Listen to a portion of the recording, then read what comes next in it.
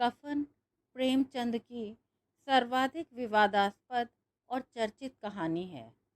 शोचनीय प्रश्न है, आखिर आलू खाने के लालच में घीसू और माधव ने बुधिया को क्यों मरने दिया? कफन के पैसों से शराब पीकर झूमते हुए वे क्यों उत्सव मना रहे थे? आइए कहानियों की श्रृंखला में सुनते हैं प्रेमचंद की कहानी कफन। झोपड़े के द्वार पर बाप और बेटा दोनों एक बुझे हुए अलाव के सामने चुपचाप बैठे हुए हैं। अंदर बेटे की जवान बीवी बुधिया प्रसव वेदना से पछाड़ खा रही थी। रह रह कर उसके मुंह से ऐसी दिल हिला देने वाली आवाज निकलती थी कि दोनों कलेजा थाम लेते थे। जाड़ों की रात थी, प्रकृति सन्नाटे में डूबी हुई थी। सारा गांव अंधकार में लय हो गया था। घीसू ने कहा, मालूम होता है बचेगी नहीं, सारा दिन दौड़ते ही गया, जा देख तो आ। माधव चिढ़कर बोला, अरे मरना ही तो है, जल्दी मर क्यों नहीं जाती, देखकर क्या करूं? तू बड़ा बेदर्द है बे। साल भर जिसके साथ सुख चैन से रहा, उसी के साथ इतनी बेवफाई। तू मुझसे तो उसका तड़पना और हाथ पांव पटकना देखा नहीं जाता। चमारों का कुनबा था और सारे गांव में बदनाम। घीसू एक दिन काम करता तो 3 दिन आराम। माधव इतना कामचोर था कि आध घंटे काम करता तो घंटे भर चिलम पीता। इसलिए उन्हें कहीं मजदूरी नहीं मिलती थी। घर में मुट्ठी भर भी अनाज मौजूद हो तो उनके लिए काम करने की कसम थी। जब 2-4 फाके हो जाते, घीसू पेड़ पर चढ़कर लकड़ियां तोड़ लाता और माधव बाजार में बेच आता। और जब तक वे पैसे रहते, दोनों इधर उधर मारे मारे फिरते। जब फाके की नौबत आ जाती तो फिर लकड़ियां तोड़ते या मजदूरी तलाश करते। गांव में काम की कमी न थी। किसानों का गांव था, मेहनती आदमी के लिए 50 काम थे। मगर इन दोनों को लोग उसी वक्त बुलाते थे जब 2 आदमियों में से एक का काम पाकर भी संतोष कर लेने के सिवा और कोई चारा न होता। विचित्र जीवन था इनका। घर में मिट्टी के 2-4 बर्तनों के सिवा कोई संपत्ति नहीं। फटे चीथड़ों से अपनी नग्नता को ढके हुए जिए जाते थे। संसार की चिंताओं से मुक्त, कर्ज से लदे हुए, गालियां भी खाते, मार भी खाते, मगर कोई भी गम नहीं था।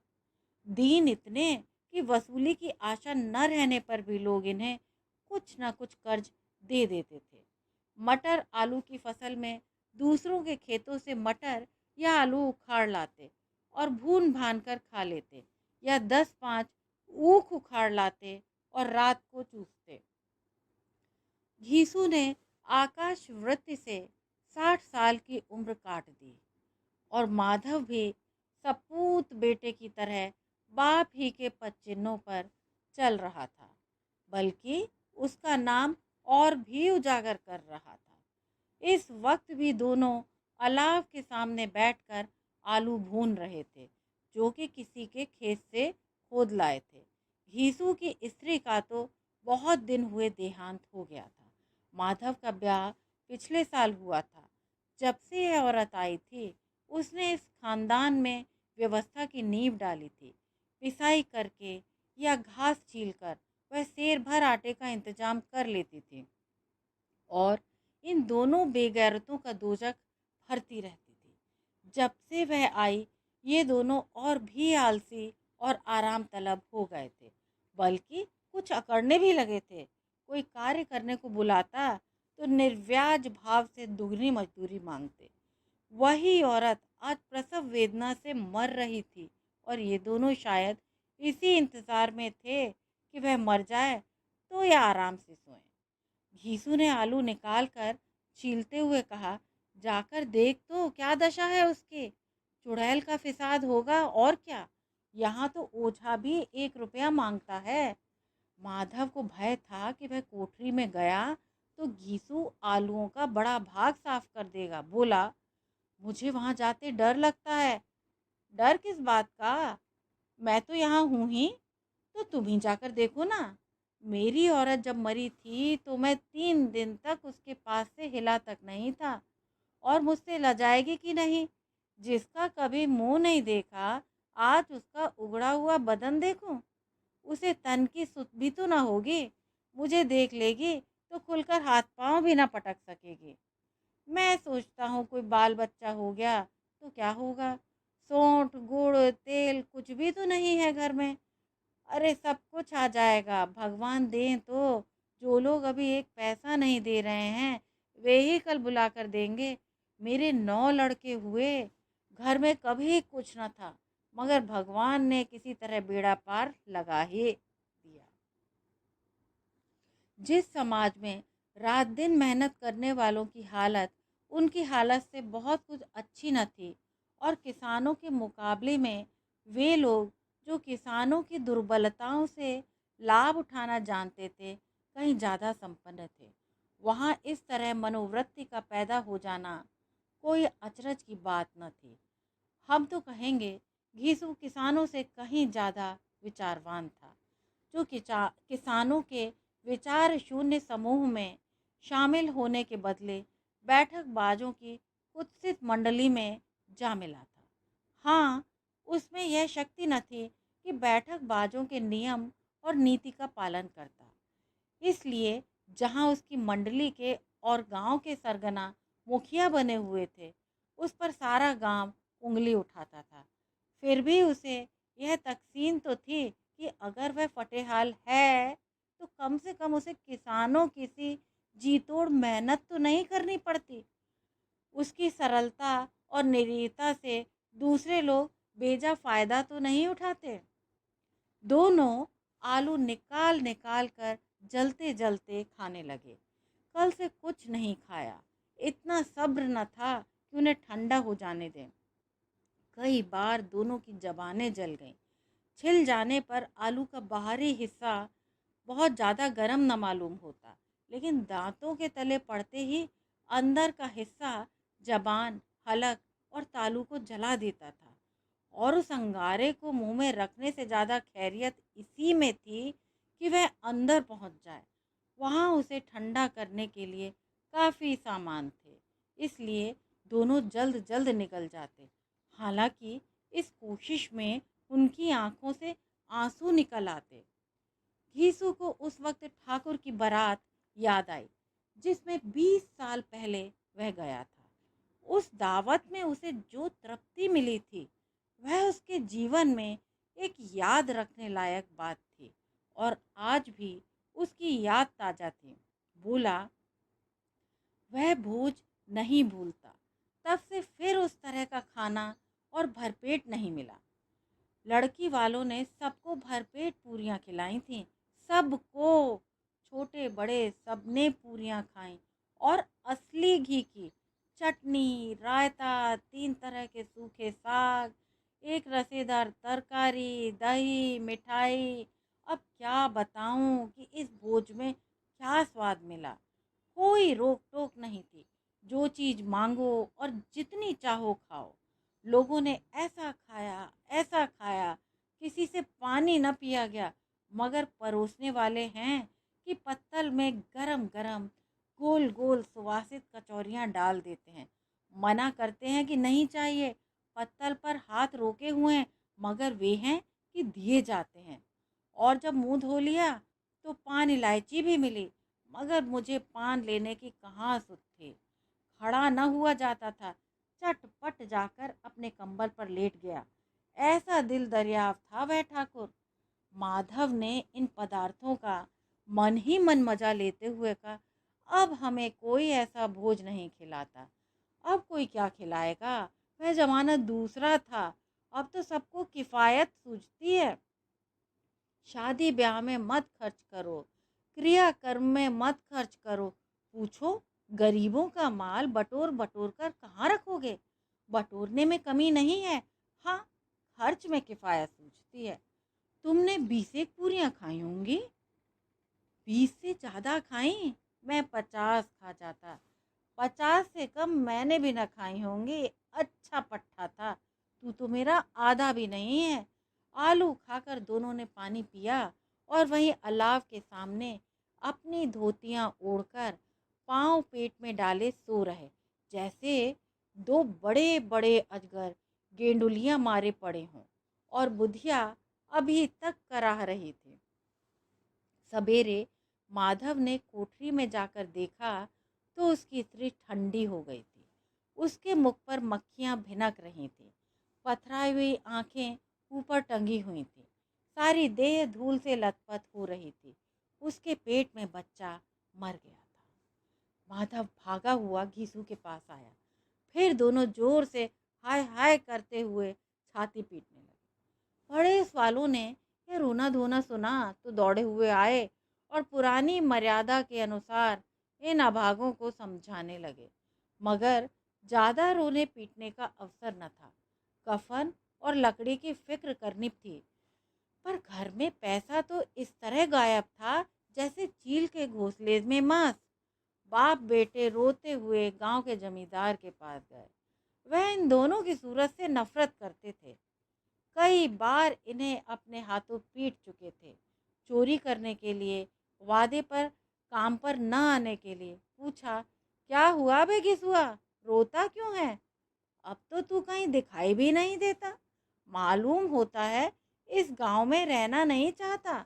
घीसू ने जमीन पर सिर रखकर आंखों में आंसू भरे हुए कहा, सरकार, बड़ी विपत्ति में हूँ। माधव की घरवाली रात को गुजर गई। रात भर तड़पती रही सरकार। हम दोनों उसके सिरहाने बैठे रहे। दवा दारू जो कुछ हो सका सब कुछ किया। मुदा वह हमें दगा दे गई। अब कोई एक रोटी देने वाला भी न रहा मालिक। तबाह हो गए, घर उजड़ गया। आपका गुलाम हूँ। अब आपके सिवा कौन उसकी मिट्टी उठाएगा? आपके सिवा किसके द्वार पर जाऊं? जमींदार साहब दयालु थे, मगर घीसू पर दया करना काले कंबल पर रंग चढ़ाना था। जी में तो आया कह दें, चल दूर यहाँ से। यूं तो बुलाने से भी नहीं आता। आज जब गरज पड़ी तो आकर खुशामद कर रहा है। हरामखोर कहीं का, बदमाश। लेकिन यह क्रोध या दंड का अवसर न था। जी में कुड़ते हुए 2 रुपए निकालकर फेंक दिए, मगर सांत्वना का एक शब्द भी मुंह से न निकाला। उसकी तरफ ताका भी नहीं, जैसे सिर से बोझ उतारा हो। जब जमींदार साहब ने 2 रुपए दिए तो गांव के बनिए महाजनों को इनकार का साहस कैसे होता? घीसू जमींदार के नाम का डिंडोरे को पीटना खूब जानता था। किसी ने 2 आने दिए, किसी ने 4 आने। 1 घंटे में घीसू के पास 5 रुपए की अच्छी रकम जमा हो गई। कहीं से अनाज मिल गया, कहीं से लकड़ी। और दोपहर को घीसू और माधव बाजार से कफन लाने चले। इधर लोग बांस काटने लगे। गांव की नरम दिल स्त्रियां आ आकर लाश को देखती थीं। उसकी बेकसी पर 2 बूंद आंसू गिराकर चली जाती थी। कैसा बुरा रिवाज है कि जिसे जीते जी तन ढांकने को चीथड़ा भी न मिले, उसे मरने पर कफन चाहिए। कफन लाश के साथ जल ही तो जाता है, और क्या रखा रहता है? यही 5 रुपए पहले मिलते तो कुछ दवा दारू करा लेते। दोनों एक दूसरे के मन की बात ताड़ रहे थे। बाजार में इधर उधर घूमते रहे। कभी इस बजाज की दुकान पर गए, कभी उसकी दुकान पर। तरह तरह के कपड़े, रेशमी और सूती देखे, मगर कुछ जचा नहीं। यहाँ तक कि शाम हो गई। तब दोनों न जाने किस दैवी प्रेरणा से एक मधुशाला के सामने जा पहुंचे और जैसे किसी पूर्व निश्चित योजना से अंदर चले गए। वहां जरा देर तक दोनों असमंजस में खड़े रहे। फिर घीसू ने गद्दी के सामने जाकर कहा, साहू जी, एक बोतल हमें भी देना। इसके बाद कुछ चिखौना आया, तली हुई मछलियां आई और दोनों बरामदे में बैठकर शांतिपूर्वक पीने लगे। कई कुंजियां ताबड़तोड़ पीने के बाद दोनों सरूर में आ गए। यीशु बोला, कफन लगाने से क्या मिलता है? आखिर जल ही तो जाता, कुछ बहू के साथ तो न जाता। माधव आसमान की तरफ देखकर बोला, मानो देवताओं को अपनी निष्पापता का साक्षी बना रहा हो। दुनिया का दस्तूर है, नहीं लोग बामनों को हजारों रुपए क्यों दे देते हैं? कौन देखता है परलोक में मिलता है या नहीं? बड़े आदमियों के पास धन है, चाहे फूकें, हमारे पास फूकने ही को क्या है। लेकिन लोगों को जवाब क्या दोगे? लोग पूछेंगे कि कफन कहाँ है। यीशु हंसा। अबे कह देंगे कि रुपए कमर से खिसक गए, बहुत ढूंढे मिले नहीं। लोगों को विश्वास तो ना आएगा, लेकिन फिर वही रुपए देंगे। माधव भी हंसा। इससे इस अनपेक्षित सौभाग्य पर बोला, बड़ी अच्छी थी बेचारी, मरी भी तो खूब खिला पिला कर, अभी बोतल से ज्यादा उड़ गई।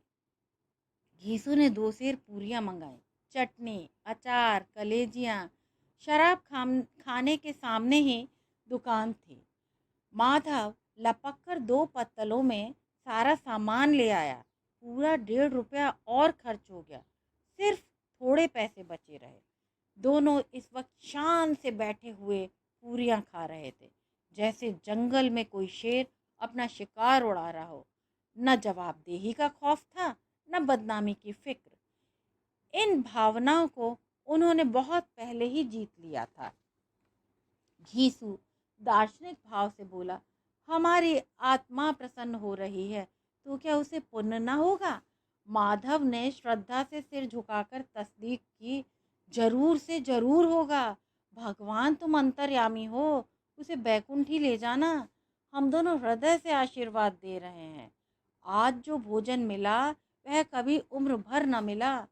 एक क्षण के बाद माधव के मन में एक शंका जागी। बोला, क्यों दादा, हम लोग भी तो एक न एक दिन वहां जाएंगे ही। घीसू ने इस भोले भाले सवाल का कुछ उत्तर न दिया। वह परलोक की बातें सोचकर इस आनंद में बाधा न डालना चाहता था।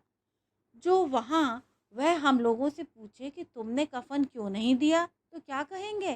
कहेंगे तुम्हारा सिर। पूछेगी तो जरूर, तू जानता है कि उसे कफन न मिलेगा। तू मुझे ऐसा गधा समझता है? 60 साल दुनिया में घास खोदता रहा हूँ, उसको कफन मिलेगा और इससे बहुत अच्छा मिलेगा। माधव को विश्वास ना आया। बोला, कौन देगा? रुपए तो तुमने चट्ट कर दिए। वह तो मुझसे पूछेगी, उसकी मांग में सिंदूर तो मैंने ही डाला था। घीसू गर्म होकर बोला, अरे मैं कहता हूँ उसे कफन मिलेगा, तू मानता क्यों नहीं? कौन देगा बताते क्यों नहीं? वही लोग देंगे जिन्होंने इस बार दिया। हाँ, अब की रुपए हमारे हाथ ना आएंगे। ज्यों ज्यों अंधेरा बढ़ता था और सितारों की चमक तेज होती थी, मधुशाला की रौनक भी बढ़ती जाती थी। कोई गाता था, कोई डींग मारता था, कोई अपने संगी के गले लिपटा जाता था, कोई अपने दोस्त के मुंह से कुल्हड़ लगाए देता था। वहाँ के वातावरण में सरूर था, हवा में नशा। कितने तो यहाँ आकर एक चुल्लू में मस्त हो जाते। शराब से ज़्यादा वहाँ की हवा उन पर नशा करती थी। जीवन की बाधाएं खींच लाती थीं और कुछ देर के लिए वे भूल जाते थे कि वे जीते हैं या मरते हैं, या न जीते हैं न मरते हैं। अब ये दोनों बाप बेटा अब भी मज़े ले लेकर चुस्कियाँ ले रहे थे। सबकी निगाहें इनकी ओर जमी हुई थी। दोनों कितने भाग्य के बली हैं, पूरी बोतल बीच में है। भरपेट खाकर माधव ने बची हुई पूरियों का पत्तल उठाकर एक भिखारी को दे दिया, जो खड़ा इनकी ओर भूखी आंखों से देख रहा था। और देने का गौरव, आनंद और उल्लास उन्होंने अपने जीवन में पहली बार अनुभव किया। यीशु ने कहा, ले जा, खूब खा और आशीर्वाद दे। जिसकी कमाई है वह तो मर गई, पर तेरा आशीर्वाद उसे जरूर पहुंचेगा। रोए रोए से आशीर्वाद दे, बड़ी गाढ़ी कमाई के पैसे हैं। माधव ने फिर आसमान की तरफ देखकर कहा, वह बैकुंठ में जाएगी दादा, वह बैकुंठ की रानी बनेगी। यीशु खड़ा हो गया, जैसे उल्लास की लहरों में तैरता हुआ बोला, हाँ बेटा, बैकुंठ में जाएगी। किसी को सताया नहीं, किसी को दबाया नहीं। अरे मरते मरते हमारी जिंदगी की सबसे बड़ी लालसा पूरी कर गई। वह ना बैकुंठ में जाएगी तो क्या ये मोटे मोटे लोग जाएंगे, जो गरीबों को दोनों हाथों से लूटते हैं और अपने पाप को धोने के लिए गंगा में नहाते हैं? और मंदिरों में जल चढ़ाते हैं। श्रद्धालुता का यह रंग तुरंत ही बदल गया। अस्थिरता नशे की खासियत है। दुख और निराशा का दौरा हुआ। माधव बोला, मगर दादा, बेचारी ने जिंदगी में बड़ा दुख भोगा, कितना दुख झेल कर मरी। वह आंखों पर हाथ रखकर रोने लगा, चीखें मार मार कर। यीशु ने समझाया, क्यों रोता है बेटा? खुश हो कि वह माया जाल से मुक्त हो गई, जंजाल से छूट गई। बड़ी भाग्यवान थी जो इतनी जल्दी माया मोह के बंधन तोड़ दिए। और दोनों खड़े होकर गाने लगे, ठगनी क्यों नैना झमकावे ठगनी। पियक्कड़ों की आंखें इनकी ओर लगी हुई थीं और ये दोनों अपने दिल में मस्त गाते जाते थे। फिर दोनों नाचने लगे, उछले भी, कूदे भी, गिरे भी, मटके भी, भाव भी बनाए, अभिनय भी किए और आखिर नशे से बदमस्त होकर वहीं गिर पड़े। यदि आपको यह कहानी पसंद आई हो तो आप हमारे चैनल को लाइक और सब्सक्राइब कीजिए। धन्यवाद।